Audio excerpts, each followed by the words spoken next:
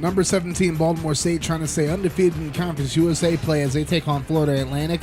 And opening kickoff, Javier Harewood back to return this kick, and he's going to take it all the way 104 yards to the house, and Baltimore State kicks his game off, no pun intended, taking a 7-0 lead.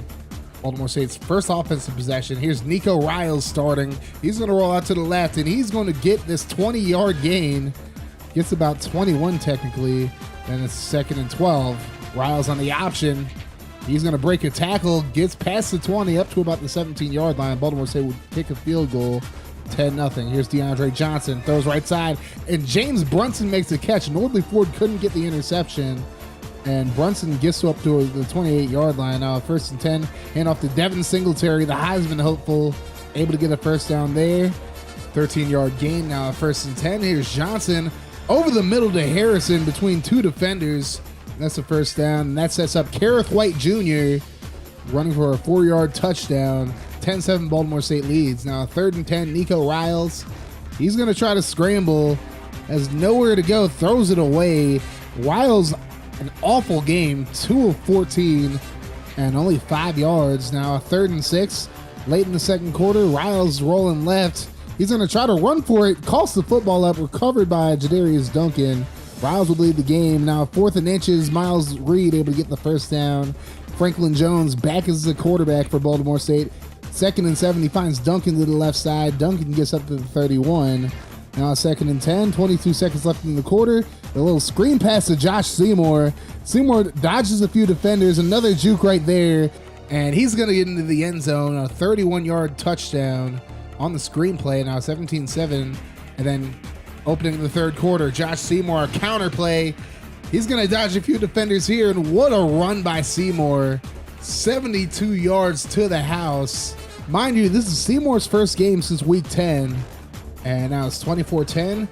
But fourth quarter, Kareth White gets his second touchdown of the game. 24-17, Florida Atlantic bridges the gap. But then Josh Seymour again gets it to the 1-yard line this time, and that sets up Seymour 2 plays later into the end zone. Touchdown, his 3rd of the game. Baltimore State wins this one 34-17. Florida Atlantic eliminated from contention for the Conference USA Championship game. So it comes down to this week for the East Division. Baltimore State versus Marshall. Marshall was able to beat Florida Atlantic last week. As we look at the top 25, no huge changes in the top 7. But you did have LSU lose to Auburn. They were sitting at 8. Now they're down to 14. Baltimore State up to 16. Marshall is 19. So this is going to be a ranked matchup for these two teams for the right to go to the Conference USA Championship game. And you look at the media poll, and you had LSU drop to 16 from 10. And Marshall's at 18. Baltimore State at 15. And then looking at the BCS rankings, and you had Miami and Wisconsin switching places. Both of them won this week. And then you had LSU drop from 10 to 15. Baltimore State up to 17. Marshall up to 19.